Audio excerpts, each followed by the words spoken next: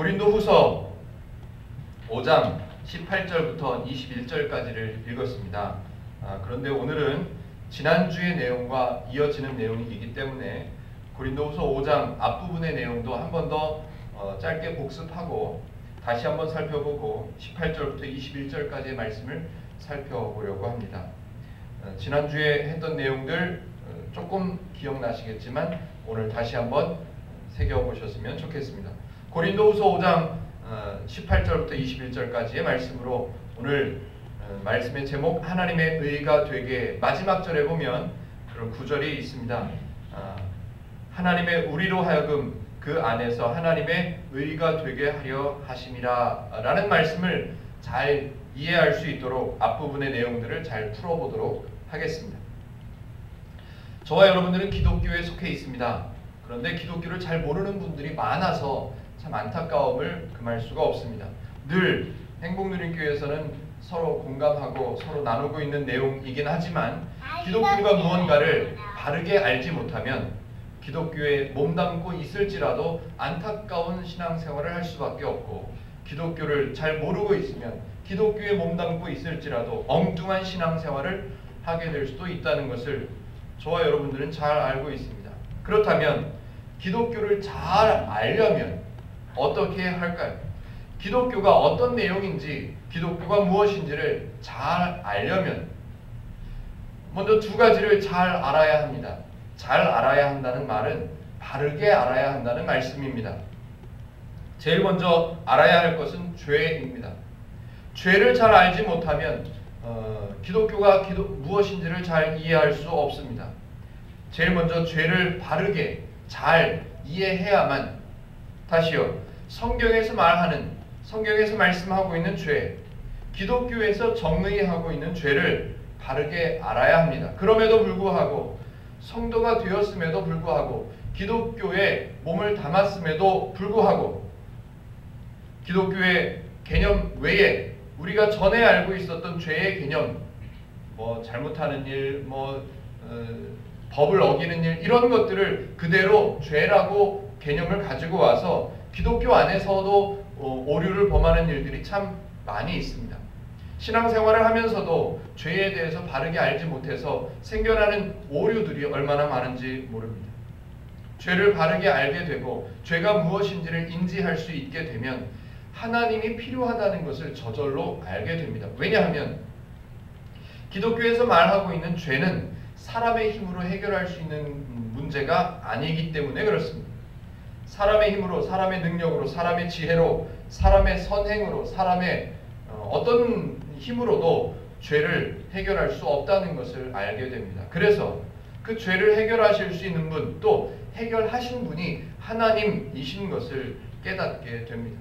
자연스럽게 하나님을 알게 된다는 말입니다. 오늘 고린도후서를 살펴보고 있습니다. 바울은 고린도후서를 통해서 하나님을 가르쳐주고 성도가 무엇인가를 가르쳐주고 교회가 어떤 역할을 해야 하는지를 가르쳐주고 있는 중에 사도 바울이 자랑에 대해서 지난주에 이야기를 했었습니다. 사도 바울은 절대로 자신의 명예나 자신의 능력이나 자신의 지위를 자랑하지 않는다고 말합니다. 그러면서 사도 바울은 자신의 약함을 자랑한다고 이야기합니다. 사람들은 자신의 강한 것을 자랑하기를 좋아합니다. 자신이 가진 것을 자랑하기를 좋아합니다.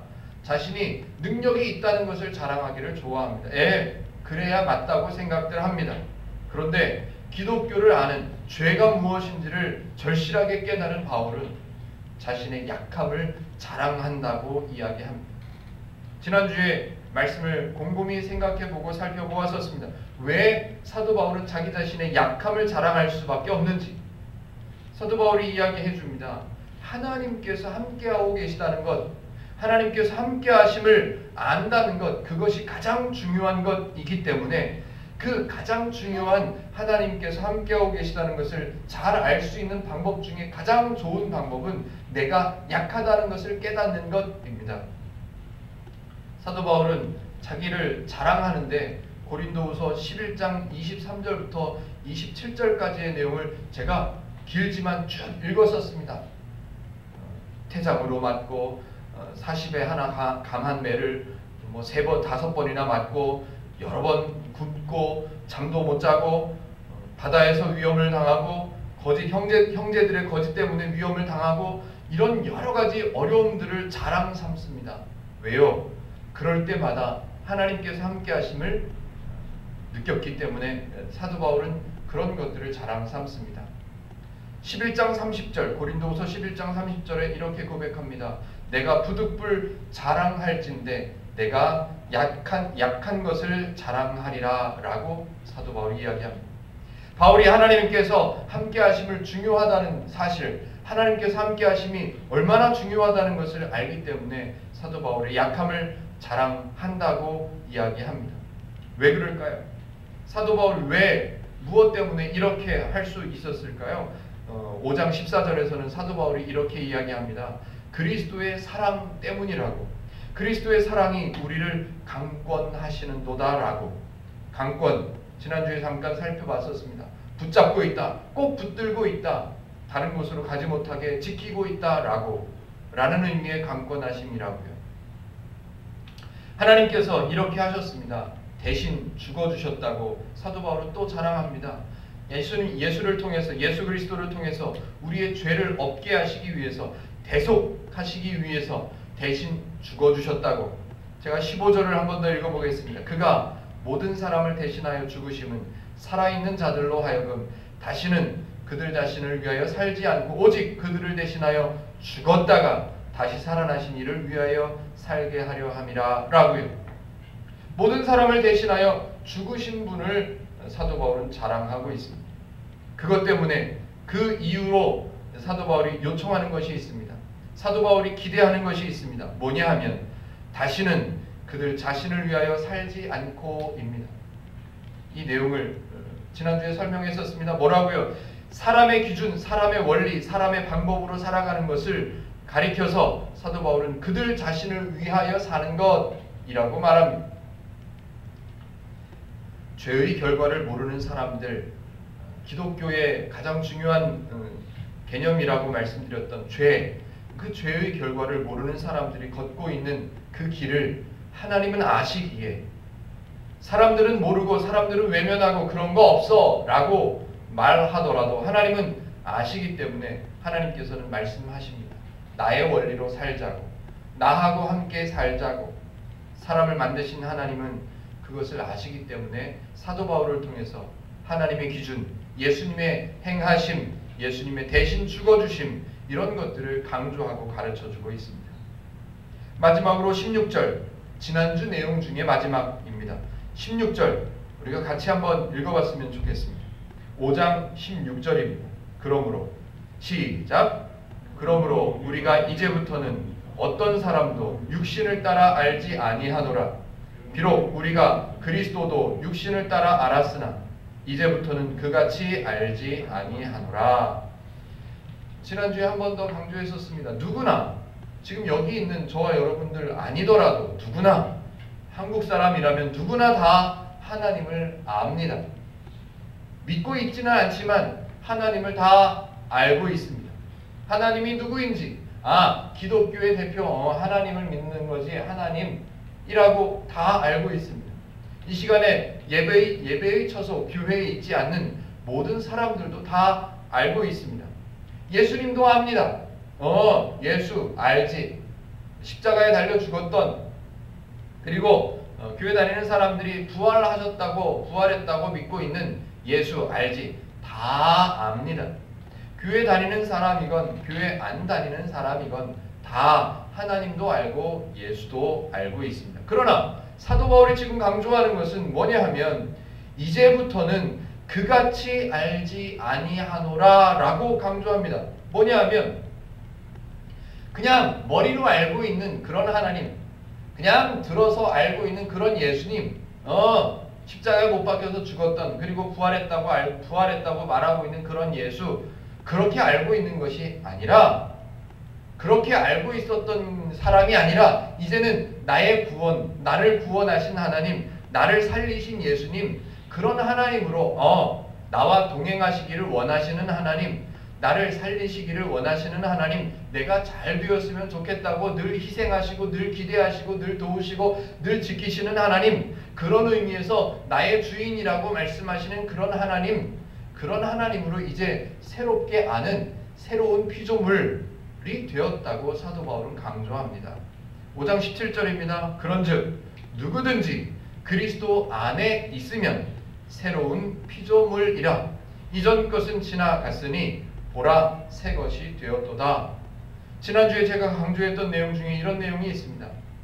성도가 되는 것, 오늘 5장 17절에 써 있는 대로 새로운 피조물이 되는 것은 사람이 노력해서 되는 게 아니라고 했습니다. 나 이제 교회 가서 새로운 피조물이 돼야지 라고 노력해서 되는 것이 아니라고 했습니다. 내가 이제 40일을 금식을 해서 40일 금식 기도를 해서 새로운 피조물이 되어야지, 그런 것이 아니라고 말씀드렸습니다. 하나님께서 성경을 통해서 선포하셨습니다. 저와 여러분들은 새로운 피조물이라고, 이전 것은 지나갔다고, 이전 것을 없애기 위해서 노력해야 없어지는 것이 아니라고, 열심히 노력하면 죄가 없어질 거야, 그렇게 말하는 게 아니라고요. 선행을 많이 하고 이웃을 많이 도와주고 많이 착한 마음을 가지면 내가 새로운 피조물이 될 수 있을 거야가 아니라고 했습니다. 성경이 선포했기 때문에 가능한 것입니다. 이전 것은 지나갔으니 보라 새 것이 되었도다 라고 선포하는 것입니다. 사람들은 이렇게 선포하고 공짜라고, 하나님께서 은혜로 주셨다라고, 하나님께서 그냥 조건 없이 성도로 삼아 주셨다라고 말하면 사람들은 이해하지 못합니다. 왜냐하면 세상에는 공짜가 없다라는 가치관을 갖고 있기 때문에 그렇습니다. 우리는 그 원칙을, 그 말을 좀 고쳐야 합니다. 세상에는 공짜가 없지만 하나님은 모두 공짜로 주셨다라고요. 오늘 읽었던 본문 18절부터의 내용을 이제 좀 살펴보려고 합니다. 기독교에서 이렇게 선포할 수 있는 근거는 무엇일까요? 아무런 조건이나 수고나 희생이 없어도, 그런 이유가 없어도, 그런 조건이 없어도 새로운 피조물이 되었다라고 선포할 수 있는 기독교의 이유는 무엇일까요? 죄인이, 하나님을 몰랐던 사람이 하나님을 아는 새로운 사람, 새로운 피조물, 새 것이 되었다고 5장 17절에 선포할 수 있는 이유는, 근거는 무엇일까요? 사도 바울은 그 이유도 하나님이라고 주장하고 강조하고 있습니다. 5장 18절, 오늘 봉독했던 첫 번째 구절을 제가 한번 읽어보겠습니다. 모든 것이 하나님께로서 났으며 라고 사도 바울은 지정해 줍니다. 모든 것이 하나님께서 만드셨다, 모든 것이 하나님께로부터 났다 라고 말하면 사람들은 이해하기 어렵다고 합니다.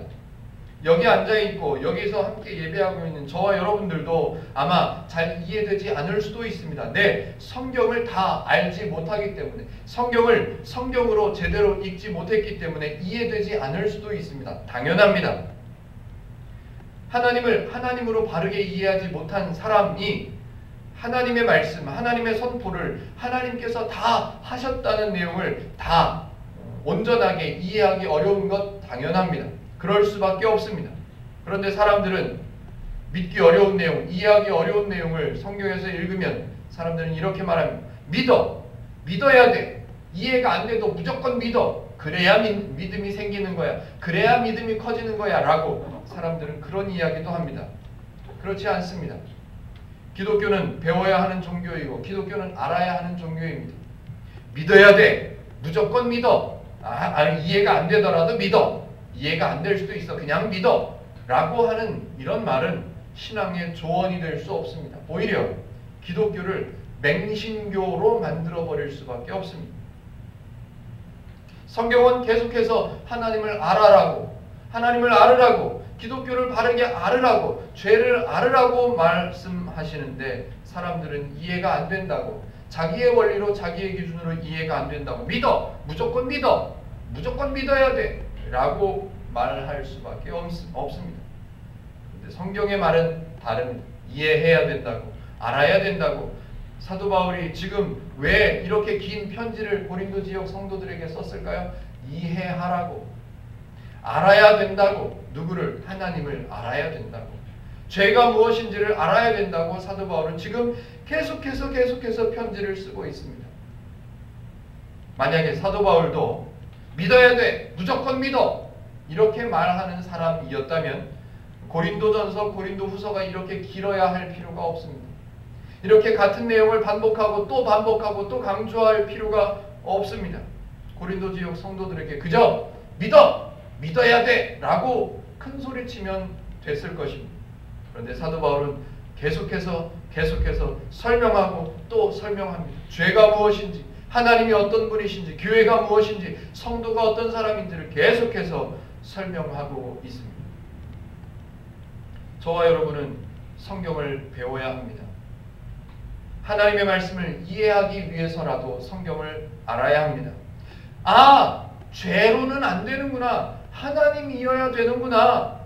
죄의 기준은 안 되고 하나님의 기준이어야 되는구나를 알 수 있도록, 아, 내가 하나님으로 살아가는 것이 맞구나, 내가 하나님을 배우면서 살아가는 것이 옳구나를 알아갈 수 있도록, 하나님께서 주시는 풍성함을 누리는 것이 맞구나, 하나님께서 주시는 행복한 사람인 거구나를 알 수 있도록 우리는 성경을 배워야 하는 것입니다.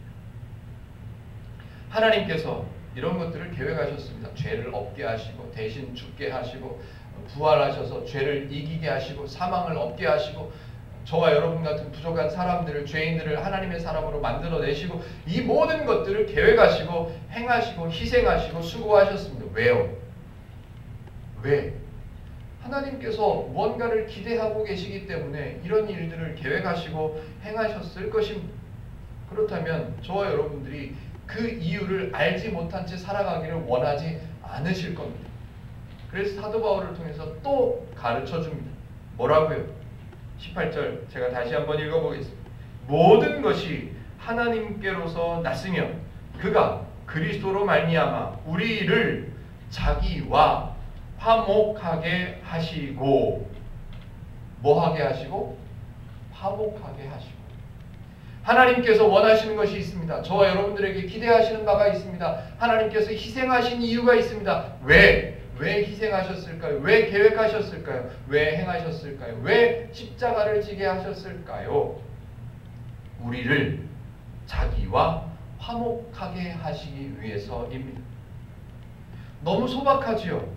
너무 가치가 없어 보입니다. 모든 것을 다 주셨어요. 생명까지도 주셨습니다. 모든 것을 다 희생하셨습니다. 조건 없이 이유 없이 불러주시고 세워주셨습니다. 그럼에도 불구하고 기껏 원하신다고 원하시는 것을 말씀하시는 것이 기껏 나 너희하고 친하게 지냈으면 좋겠다입니다. 사람의 기준으로, 우리의 기준으로, 우리가 배워왔던 기준으로 보면 이해가 안 됩니다. 1억을 건네주고 나 너랑 친했으면 좋겠어, 그거밖에 원하는 게 없어 라고 말하면 미쳤다 그러죠. 좀 어디가 안 좋은가 보다 생각하죠. 다 희생해주고 나서 하는 말이 나 너랑 친했으면 좋겠어, 화목했으면 좋겠어 라고 말씀하시는 것이 기독교입니다. 그런데 성경은 하나님의 기준으로 쓰여졌지만 저와 여러분들 사람의 기준을 아시는 하나님께서 쓰셨기 때문에 가끔 하나님을 설명하는데, 하나님의 기준을 설명하는데 사람의 표현 방법을 사용하기도 하십니다. 한번 살펴보죠. 우리의 기준, 사람이 배워왔던 기준을 하나님께서 이용하시는 대목이 한 가지 등장합니다. 사람에게 무언가를 요구하시는 내용이 등장합니다. 저는 늘 설교할 때마다 하나님은 사람에게 요구하시는 것이 없다라고 말씀드렸습니다. 맞습니다. 하나님께서 사람에게 기대하시거나 요구하거나 요청하거나 강요하는 내용이 성경에는 등장하지 않습니다. 그런데 오늘 읽은 본문 속에는 한 가지가 등장합니다. 좀 어색하긴 하지만 하나님께서 우리에게 요청하시는 내용이 등장하는 내용을 읽어보도록 하겠습니다. 19절입니다. 제가 읽겠습니다. 19절이요. 곧 하나님께서 그리스도 안에 계시사 세상을 자기와 화목하게 하시며 그들의 죄를 그들에게 돌리지 아니하시고 화목하게 하는 말씀을 우리에게 부탁하셨느니라. 부탁했대요. 요구하는 거예요. 요청하는 거예요. 부탁했대요. 20절도 제가 읽어보고 말씀을 살펴봅니다. 그러므로 우리가 그리스도를 대신하여 사신이 되어 하나님이 우리를 통하여 너희를 권면하시는 것 같이 그리스도를 대신하여 간청하노니 너희는 하나님과 화목하라. 하나님께서 요구하시는 것이 하나 등장했습니다. 아무것도 요구하지 않는다고 강조했는데 하나 요청하시는 내용이 등장합니다. 간청하노니. 이 표현도 좀 재미있습니다. 저와 여러분들을 위해서, 죄인들을 위해서 다 희생하시고 죽어주시기까지 하신 그 하나님께서 그냥 명령하고 그냥 요구하셔도 괜찮을 것 같은데, 그냥 너희들은 잔소리 말고 따라와 라고 말씀하셔도 괜찮을 것 같은데, 성경의 표현은 요청하시는 내용을 쓰시면서 간청하노니 라고 말씀합니다. 하나님을 잘 모르고 하나님의 원리도 모르고 성도들끼리 부딪히고 갈등하고 무고하고 서로 싸우고 고린도 지역에 있는 성도들의 모습이 지금 그렇습니다. 그런 성도들에게 다 주신 하나님께서 하시는 말씀이 내가 요청한다, 내가 간청한다. 뭐를? 하나님과 화목하게 지내자라고. 이렇게 말씀하셔도 우리는 할 말이 없습니다. 야, 너희들의 죄 때문에 내가 이렇게 고생하잖아. 너희 때문에 내가 죽어야 되잖아.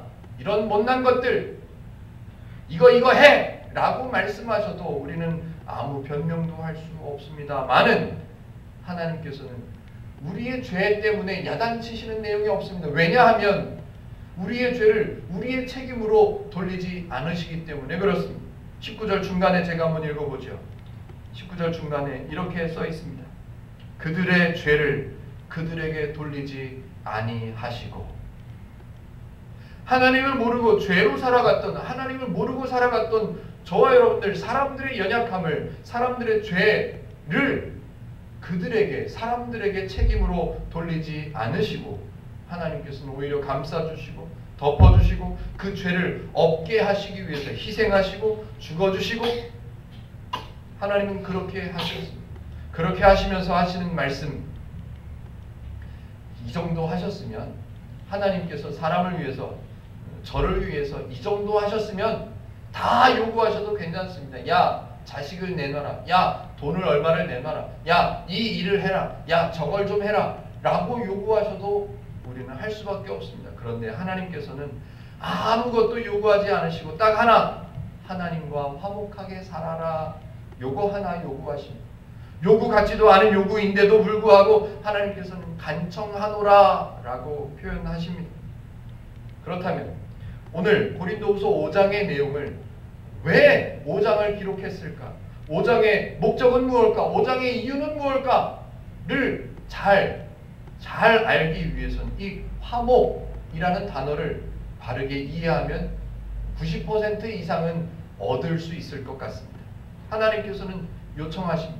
간청하노니 부탁한다 라고 19절과 20절에 반복해서 이야기하고 있습니다.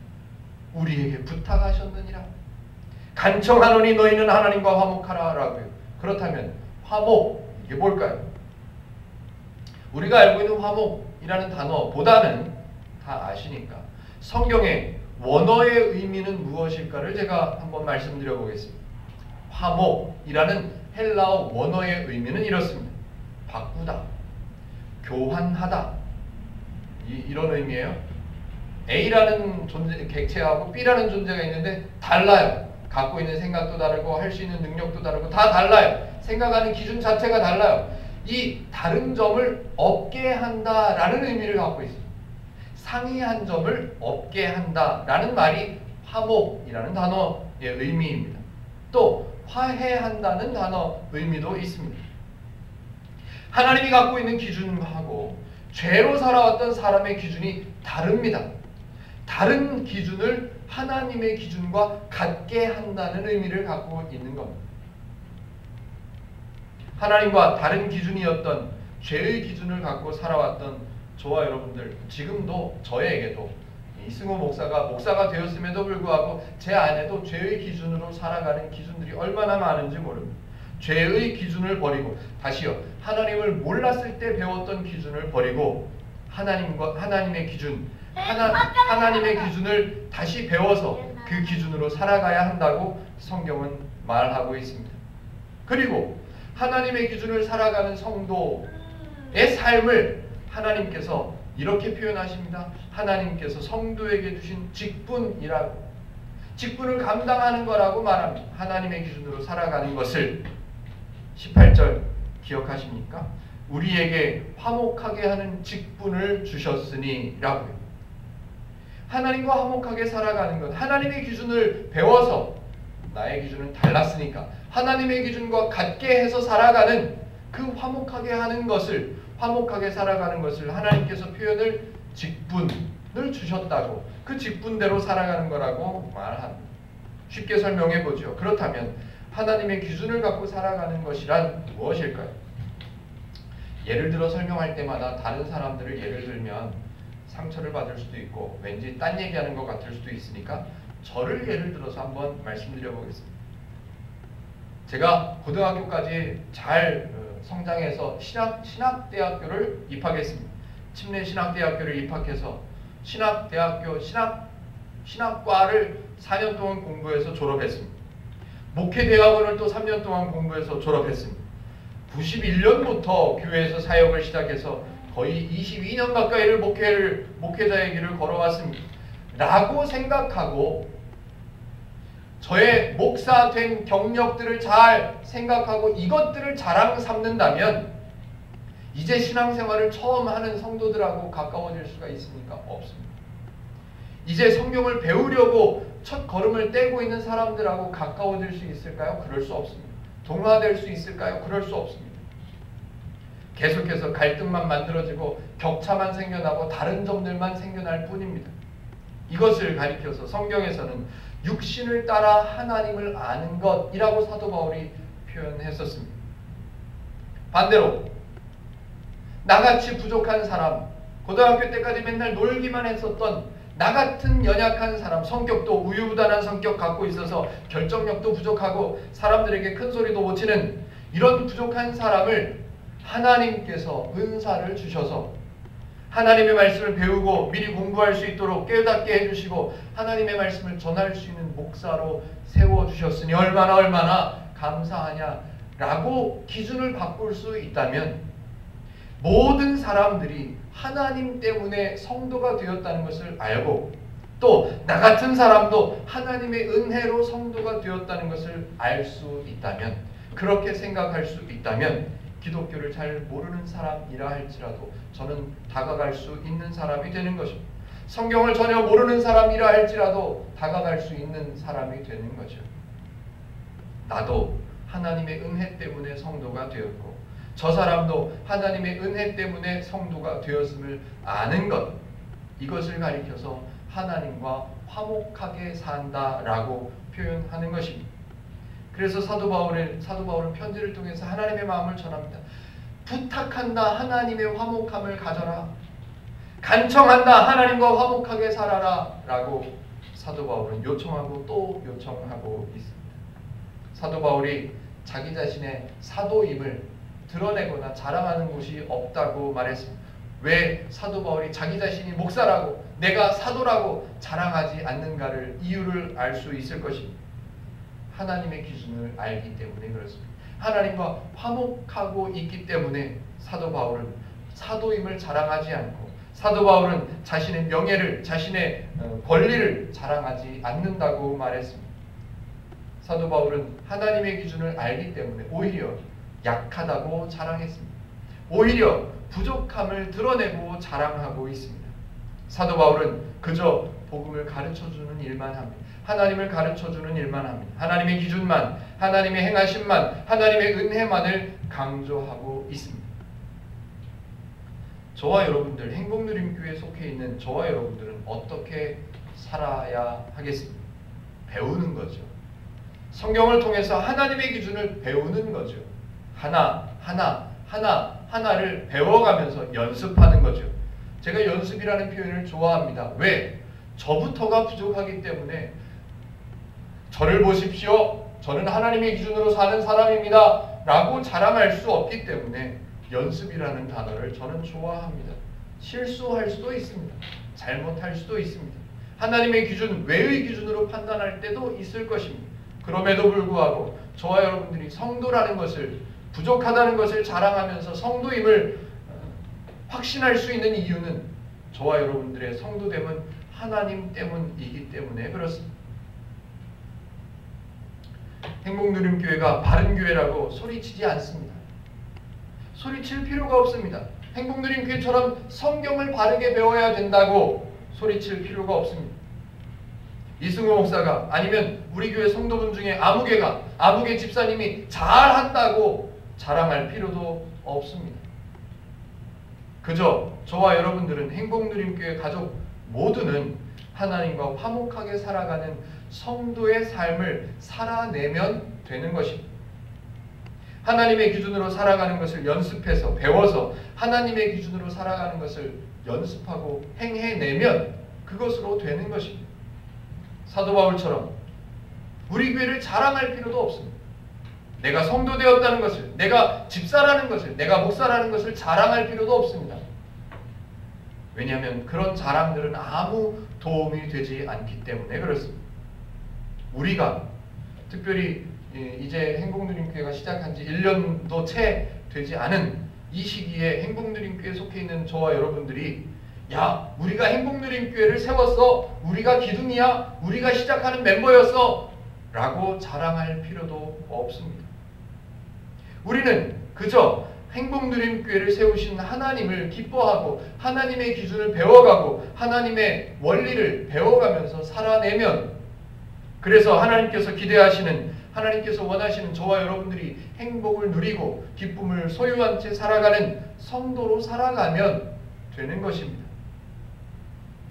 성경을 잘 모르는 사람, 이제 저와 여러분들은 마태복음도 배우고 고린도전서도 배우고 그렇다면 마태복음을 이제 어느 부분을 읽었을 때 확실하게 이건 이거야 라고 배운 저와 여러분들이 그 내용을 오해하고 있는 다른 사람들을 손가락질할 필요도 없다는 말입니다. 아이고 내가 이렇게 바르게 배웠는데 저 사람은 잘 모르네, 오해하고 있네 라고 판단할 필요도 없습니다. 왜냐하면 성경의 복음은, 성경의 고린도전서, 고린도후서를 통해서 하나님을 가르쳐 주시는 이유는 성경을 통해서 성도의 삶을 누리라고 가르쳐주고 있는 것이기 때문에 그렇습니다. 다른 사람을 판단하거나 무시하거나 손가락질할 필요가 없습니다. 그저 그들과는 다르게 하나님을 바르게 배우는 것이 소중하고 성경을 바르게 이해하는 것이 소중한 것을 잘 깨달아서 하나님의 원리로, 하나님의 기준으로, 하나님의 말씀으로 하나님과 화목하게 살아가는 성도로 살아가면 되는 것입니다. 그런데 그렇게 살아가면 저와 여러분들에게 득이 됩니다. 하나님께서 득되시는 거 아무것도 없습니다. 그럼에도 불구하고 하나님께서 주시는 행복을 누리는 성도의 삶을 사는 저와 여러분들을 향해서 하나님께서는 이렇게 표현하십니다. 뭐라고요? 5장 21절입니다. 마지막 절이죠. 하나님이 죄를 알지도 못하신 이를 우리를 대신하여 죄로 삼으신 것은, 여기까지 지금까지 말씀드린, 지금까지 설명하고 있는 모든 복음의 내용, 하나님께서 희생하심, 하나님께서 행하심, 하나님께서 계획하신 이 모든 것들은 우리로 하여금 그 안에서 하나님의 의가 되게 하려 하심이라 라고요. 한번 따라 하십시다. 하나님의 의. 하나님의 의라는 말은 하나님의 모습을 닮은 사람이라고 인정해 주는 거예요. 이 사람은 내 사람, 이 사람은 내 자랑, 이 사람은 나의 백성이라고 인정해 주시는 것을 하나님의 의로 삼으신다라는 말입니다. 행한 것은 저와 여러분들이 행한 것은 아무것도 없습니다. 저와 여러분들이 성도가 되기 위해서 희생한 것 아무것도 없습니다. 하나님께서 저와 여러분들을 성도로 삼으시기 위해서 행하시고 희생하시고 죽어주신 그 내용들에 비하면 저와 여러분들이 희생한 것 아무것도 없습니다. 저와 여러분들이 수고한 것 아무것도 없습니다. 하나님께서 기대하시는 것, 요청하시는 것, 간청하시는 것, 하나님과 화목하게 살아라 라는 것밖에 없다고, 하나님께서 주신 행복을 누리라고, 하나님께서 함께 하심을 알으라고, 하나님께서 주인 되셔서 지켜주고 계심을 알고 살아가라고 그렇게 요청하신 것밖에는 없습니다. 그런데 저와 여러분들은 단지 그렇게 말씀하시는 하나님의 말씀대로 그저 행복하게 그저 기쁘게 하나님께서 나와 동행하시니 기쁘다 행복하다로 살아가는 것밖에는 아무것도 한 것이 없음에도 불구하고 하나님께서는 저와 여러분들을 향해서 이렇게 표현하시는 거예요. 너는 나의 의라고, 너는 나의 자랑이라고, 너는 나의 백성이라고, 이 사람이 내 백성이야, 이 사람이 내 자녀야 라고 자랑하겠다고 하나님은 그렇게 말씀하십니다. 저와 여러분들이 어떻게 살아가야 합니까? 행복누림교회 성도입니다. 성경을 배울 수 있는, 성경을 알아갈 수 있는 특권을 갖고 있는 성도입니다. 그 성도로 살아가면 되는 거죠. 하나님의 백성의 모습으로 살아가면 되는 것입니다. 그리고 그 원리를 배우고 연습하고 우리들의 삶에 적용하는 것을 실천해가며 살아가는 것이 저와 여러분들의 할 일입니다. 저와 여러분들은 단지 그것만 하면 되는데 실수할 수도 있고 실패할 수도 있고 약한 모습이 드러날 수도 있지만 하나님은 그런 연약한 저와 여러분들의 모습을 바라보시고 하시는 말씀이 나의 의로 삼겠다라고 말씀해 주시는 겁니다. 저와 여러분, 행복누림교회에 속해 있는 저와 여러분 모두는 신앙이 크든 믿음이 크든 이런 표현은 없다고 말씀을 드렸지만 이해를 돕기 위해서 표현해 봅니다. 믿음이 크던 작던 믿음이 없던 있던 간에 저와 여러분들은 하나님께서 주신 은혜로 말미암아서 성도가 되었음을 아시고 성도된 자의 삶을 배워가면서 실천해가고 연습하는 삶을 살아가는, 그래서 하나님의 자랑이라고 하나님의 의라고 불려짐을 받을 만한 사람으로 살아가는 저와 여러분들이 다 되시기를 주님의 이름으로 축복해 드립니다. 한번 기도하겠습니다.